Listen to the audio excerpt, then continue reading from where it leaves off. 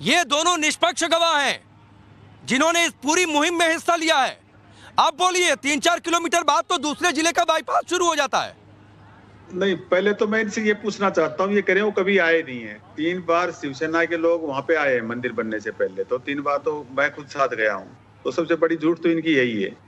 और देखिए, संजय राउत क्या सारे धर्मगुरु बोल रहे हैं, सारे हमारे ये साधु संत ये बोल रहे हैं, इन्होंने मर्यादा के खिलाफ जाकर के काम करे हैं। राम हमारे मर्यादा पुरुषोत्तम जो जिनको हम कहते हैं, और इन्होंने 500 साल का ये संघर्ष था, कितने लोगों का इसमें श्रेय इसको बनाने में।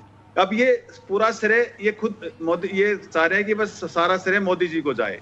तो अब ये लोग बोल रहे हैं क्योंकि ये नहीं बोलने की मजबूरी है। नहीं विक्रम जी, मेरा आपसे सवाल सुनिए ना सर। सवाल आप समझे नहीं, आप भागिए मत सवाल से। सवाल संतोष जी ने क्या कहा, इन्होंने क्या कहा, संजय राउत आए, उद्धव ठाकरे आए, मैं इस पर जा ही नहीं रहा हूं। मैं 3-4 किलोमीटर वाली लाइन पर स्टिक हूं और उसी पर आप भी स्टिक रहिए। 3-4 किलोमीटर का मतलब समझ रहे हैं? मैं ये कह रहा हूं कि संजय राउत क्या सारे धर्मगुरु बोल रहे हैं कि भाई इन्होंने कोई काम नियम से नहीं किया, इन्होंने अरे मैं कह रहा हूं कि नहीं विक्रम जी, क्या 3-4 किलोमीटर दूर बन रहा है मंदिर जहां पर विवादित ढांचा था? नहीं बन रहा, उस जगह पर नहीं बन रहा जहां पे बनना चाहिए था। उस जगह नहीं 3-4 किलोमीटर दूर बन रहा है। पहले तो यहाँ पर आइए, उस जगह पर है कि नहीं उस पर बाद में करूंगा बात। बिल्कुल बन रहा है, बिल्कुल बन रहा है। वहां से दूर बन रहा है मंदिर एग्जैक्ट। तो वहां पे माप के 3 किलोमीटर है, 4 किलोमीटर दूर बन रहा है। बिल्कुल बन रहा है, बिल्कुल बन रहा है। और आप मुझे ये बताइए कि कोई भी चीज जब तक पूरी नहीं हो, मुझे लगता है अभी आपने केवल अयोध्या के नाम सुना है। मैं 3 बार नहीं है, एक बार कृपा करके आइए और देख लीजिए 3 किलोमीटर दूर कहाँ पहुँचता है। 3 बार मैं होकर के आया हूँ। और दूसरी बात ये है कि आप उसके बाहर हो जाता है 4 किलोमीटर, उससे पहले आप कर दोगे। अरे भाई, आपको क्या जल्दी है? आपको जल्दी क्या? आपको सिर्फ चुनाव जीतना है। आप मेरी बात सुन ले, आप एक मिनट मेरी बात सुन ले। आर्कोलॉजिकल सर्वे ऑफ इंडिया ने सुधीर जी मैं आऊंगा। अरे रुकिए, सुनिए विक्रम यादव, सुनिए। कल ही ये खुलासा हो गया। पता नहीं आप अखबार पढ़ते हैं, टीवी चैनल देखते हैं, नहीं देखते हैं, या फिर आप कितना अपडेटेड रहते हैं। सोमनाथ मंदिर का भी जब उद्घाटन हुआ तो पूरी तरीके से मंदिर नहीं बना था।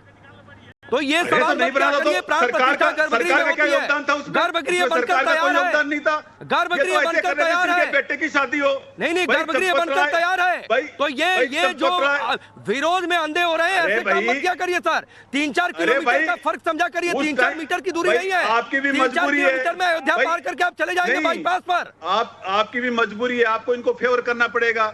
भाई सोमनाथ में सरकार का कोई कंट्रीब्यूशन नहीं था, जैसे ये कर रहे हैं, जैसे चंपत राय के बेटे की शादी ना आप। अच्छा मैं आपको एक चीज बता देता हूँ, मैं आपको एक चीज बता देता हूँ। सुनिए विक्रम सुनिए। अरे विक्रम जी सुनिए, मैं राम की पैड़ी पर मौजूद हूँ। राम की अरे सुन लीजिए भाई, सुन लीजिए थोड़ा सुनिए। यहाँ से बमुश्किल, अरे सुनिए भाई, सुन लीजिए विक्रम जी, सुना करिए भाई, सुनने की आदत डालिए वरना आवाज डाउन करवानी पड़ती है सर। संतोष जी, यहाँ से राम जन्मभूमि कितना 2 से 3 किलोमीटर होगा? यहाँ से ज्यादा से ज्यादा 1.5 किलोमीटर है राम जन्मभूमि। 1.5 किलोमीटर है राम जन्मभूमि। पैदल चलूंगा सर, 15 मिनट में पहुंच जाऊंगा। आप 3-4 किलोमीटर का फर्क ही नहीं समझ रहे हैं। चलिए राकेश जी आप आइए। सिर्फ मोदी विरोध है।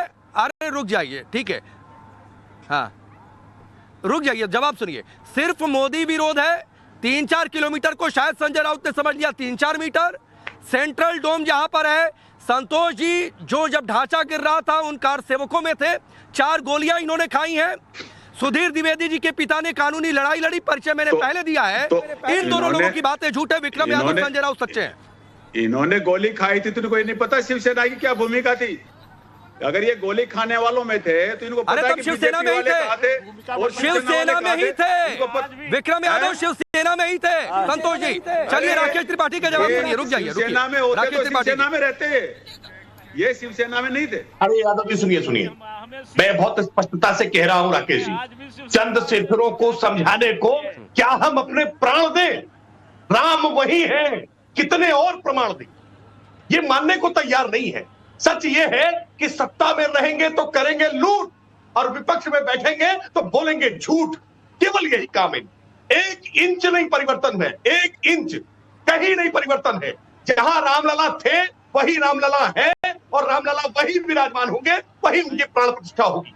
ये विपक्षी लोगों का कितने भी प्रयास करें, कितने भी प्रयास, प्राण प्रतिष्ठा वही उसी स्थान पर होने जा रही है। और खिसियानी बिल्ली की तरह खंभा नोचते रहिए। मैं जानता हूँ ये उद्धव सेना बौखला गई, ये सोनिया सेना बौखला गई है, ये सोनिया सेना, उद्धव सेना अपने खत्म बना लोगों को काम दिया गया है कि मोदी के कैसे रामलला विराजमान वही मानना है। और विक्रम यादव खामोश हो जाओ, खामोश हो जाओ, आपके अंदर कोई मर्यादा है नहीं।